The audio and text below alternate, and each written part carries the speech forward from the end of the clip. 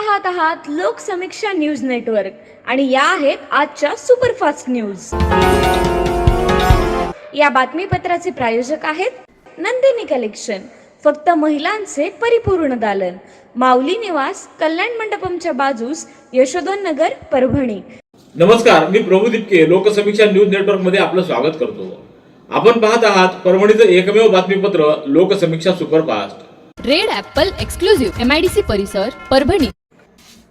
परभणी जिल्हा परिषदेच्या पंचायत विभागाच्या वतीनं आदर्श ग्रामपंचायत अधिकारी पुरस्कार वितरण सोहळा पाथरी रस्त्यावरील राजलक्ष्मी लॉन्स इथं 27 मार्च रोजी मोठ्या दिमाखात पार पडलाय। सन 2022-23, 24-24 आणि 24-25 या 3 वर्षातील एकूण 35 गुणवंत ग्रामपंचायत अधिकारी बांधवांना पुरस्कार देऊन या कार्यक्रमात सन्मानित करण्यात आलं। अध्यक्षस्थानी जिल्हा परिषदेच्या अध्यक्षा लताताई विजयकुमार वाकळे या होत्या, तर प्रमुख पाहुणे म्हणून जिल्हा परिषदेच्या मुख्य कार्यकारी अधिकारी नतीशा माथुर, उपाध्यक्ष ॲडव्होकेट श्रीकांत विटेकर, अतिरिक्त मुख्य कार्यकारी अधिकारी रश्मी खांडेकर, प्रकल्प संचालक डॉक्टर स्मिता पाटील, महाराष्ट्र राज्य ग्रामपंचायत अधिकारी युनियनचे राज्याध्यक्ष संजीव निकम, गटनेते दिलीप देशमुख, तसंच पाथरी, परभणी, मानवत पंचायत समितीचे सभापती, उपसभापती आणि जिल्हा परिषद सदस्य, प्रकल्प संचालक जयंत गाडे, कार्यकारी अभियंता दिनकर घुगे, राज्य कोषाध्यक्ष अशोक भोसले, जिल्हाध्यक्ष ज्ञानोबा दुधाटे यांची प्रमुख उपस्थिती होती। परभणी तालुक्यातल्या आर्वी गावासाठी असलेल्या लाईनमॅन श्रीमती परिहार या आरेरावीची भाषा वापरतात। गावात एखादा अपघात झाल्यास दूरध्वनीवरून संपर्क देखील करत नाहीत। त्याचबरोबर आर्थिक अपहार करत असल्याचा आरोप गावकऱ्यांच्या वतीनं करण्यात आला असून त्याची तातडीनं बदली करण्यात यावी अशी मागणी गावकऱ्यांच्या वतीनं महावितरणच्या अधीक्षक अभियंता यांच्याकडे निवेदनाद्वारे करण्यात आली आहे। परभणी जिंतूर महामार्गावरील विसावा नाक्याजवळील कालव्यावर नवीन पुलाच्या बांधकामामुळे 29 मार्च रोजी सकाळी 6 ते दुपारी 1 वाजेपर्यंत जिंतूर रस्त्यावरील वाहतूक पर्यायी मार्गाने वळवण्यात आलेली आहे। विसावा कॉर्नर लगतच्या कालव्यावरील पुलाचं बांधकाम MSRDC लिमिटेड छत्रपती संभाजीनगर तसंच PSK रिथविक JV या कंपनीमार्फत करण्यात येत आहे। या कामाच्या पार्श्वभूमीवर या मार्गावरील दैनंदिन हलकी व अवजड वाहतूक पाथरी रस्त्यावरील बाह्य वळण मार्गाने वळवण्यात येत आहे। जिंतूरकडे जाणारी तसंच जिंतूरहून परभणीकडे येणारी सर्व वाहनं या पर्यायी मार्गाचा वापर करणार आहेत। वाहनधारकांनी सूचनाचं पालन करून बाह्य वळण रस्त्याचा वापर करावा असं आवाहन जिल्हा पोलीस अधीक्षक रवींद्रसिंह परदेशी यांनी केलं आहे। घरातून पळून गेलेली एक युवती पूर्णा रेल्वे स्थानकावर आल्याच्या माहितीवरून महिला RPFनं तिला सुरक्षित ताब्यात घेतलं, तर दुसऱ्या एका घटनेत पंजाब येथील हरवलेली एक महिला परभणीच्या रेल्वे स्थानकावर RPFनं सुरक्षितरित्या ताब्यात घेऊन कुटुंबियांच्या स्वाधीन केली आहे। रेल्वे सुरक्षा बलानं ऑपरेशन डिग्निटी अंतर्गत प्रवाशांची सुरक्षा आणि सन्मानाच्या कामगिरीचं कौतुक होते। शुक्रवारी दुपारी 2:30 वाजता पूर्णा रेल्वे स्थानकावर कर्तव्यावर असलेल्या महिला कॉन्स्टेबल गुड्डीबाई मीना यांना एका व्यक्तीकडून माहिती मिळाली की एक युवती घरातून पळून येऊन स्थानकावर आली आहे। माहिती मिळताच महिला कॉन्स्टेबल मीना यांनी प्लॅटफॉर्म क्रमांक 1 वरून संबंधित युवतीला सुरक्षितपणे RPF ठाणे इथं आणलं। चौकशी दरम्यान युवतीनं ती जोगेश्वरी ईस्ट मुंबई येथील असल्याचं सांगितलं। या प्रकरणाची माहिती तत्काळ संबंधित अधिकाऱ्यांना देण्यात आली। त्यानंतर युवतीला वैद्यकीय तपासणीसाठी शासकीय रुग्णालय पूर्णा इथं पाठवण्यात आलं।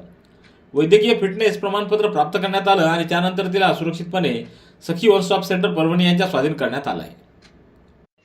सततचे दवाखाने करून कंटाळलात? आता शेवटचा उपाय। डॉक्टर गोविंद कामटे यांचे बालाजी आयुर्वेदिक निसर्गोपचार केंद्राला भेट द्या।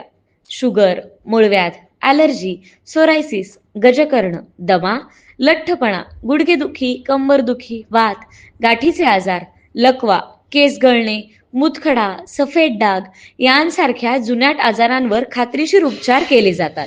दारू सोडवण्यासाठी विशेष उपचार उपलब्ध। संपर्क डॉक्टर गोविंद कामटे, आयुर्वेद विद्याविशारद, बालाजी आयुर्वेदिक निसर्गोपचार केंद्र, तलाठी कार्यालयाच्या बाजूला, वसमत रोड, परभणी। संपर्क 9921691008। नांदेड शहरानजीक गाडेगाव रोडवरील कामठा गावात जुगार आटा सुरू असल्याची माहिती पोलीस उपमहानिरीक्षक शहाजी उमाप यांना खबर हेल्पलाईनवरून प्राप्त झाल्यानं त्यांनी पोलीस अधिकारी व अंमलदाराचं एक पथक हद्दीत रवाना केलं।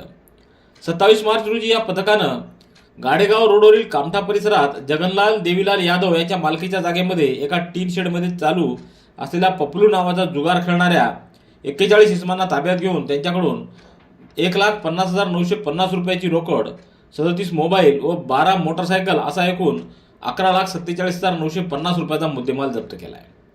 त्यांच्या विरोधात विमानतळ पोलीस ठाण्यात गुन्हा नोंदवण्यात आला आहे. श्रीरामनवमी निमित्त परभणीच्या छत्रपती शिवाजी महाराज पुतळा परिसरातून गुरुवारी सायंकाळी मोठ्या जल्लोषात मिरवणूक निघाली होती. या मिरवणुकीतील डीजे चालकानं कर्णकर्कश आवाजामध्ये डीजे सिस्टीमवर गाणं लावून आवाजाची मर्यादा ओलांडल्यानं मिरवणुकीचे आयोजक व डीजे चालकाच्या विरोधात नवामोंढा पोलिसात आज गुन्हा नोंदवण्यात आला आहे. तसंच डीजे सिस्टीम वाहनासह पोलिसांनी ताब्यात घेतली आहे.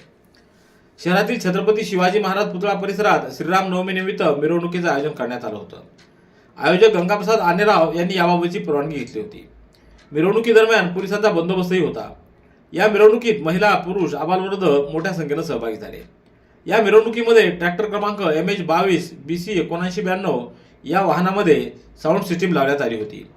या वाहनामुळे वाहतुकीला अडथळा होत होता. तसंच साऊंड सिस्टीमच्या कर्णकर्कश आवाजात लावलेल्या गाण्यामुळे परिसरात हादरे, कंपन निर्माण होऊ लागली.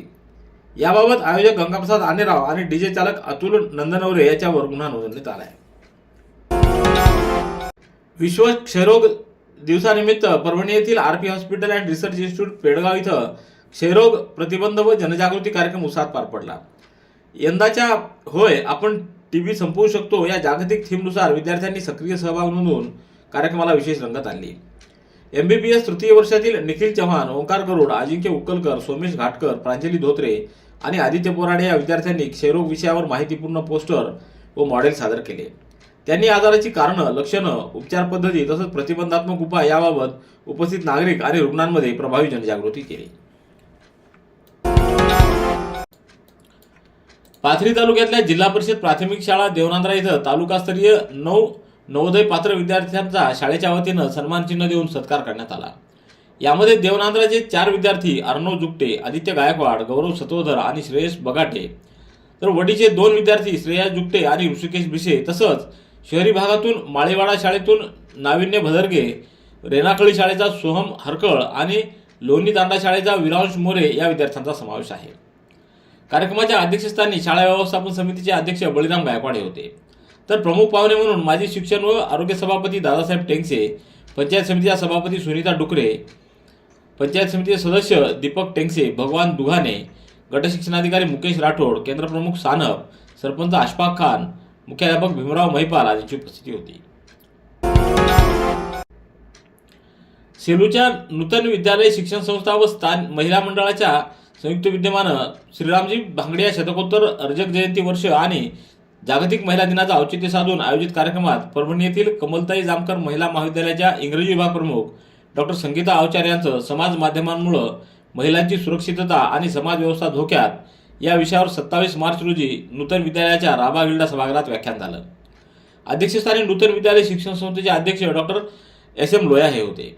व्यासपीठावर सचिव प्राचार्य डॉक्टर विनायकराव कोठेकर, महिला मंडळाच्या अध्यक्षा विजया कोठेकर यांची उपस्थिती होती. रेड ॲपल एक्सक्लुझिव्ह MIDC परिसर परभणी. याबरोबरचे बातमीपत्र संपलं. पुन्हा भेटूया उद्याच्या सुपरफास्ट बातमीपत्रात. पाहत रहा लोकसमीक्षा. तुम्हाला हे बातमीपत्र कसं वाटलं याबद्दल आपली प्रतिक्रिया नोंदवा. दररोजचे अपडेट्स मिळवण्यासाठी लोकसमीक्षा चॅनलला सबस्क्राईब करा. धन्यवाद.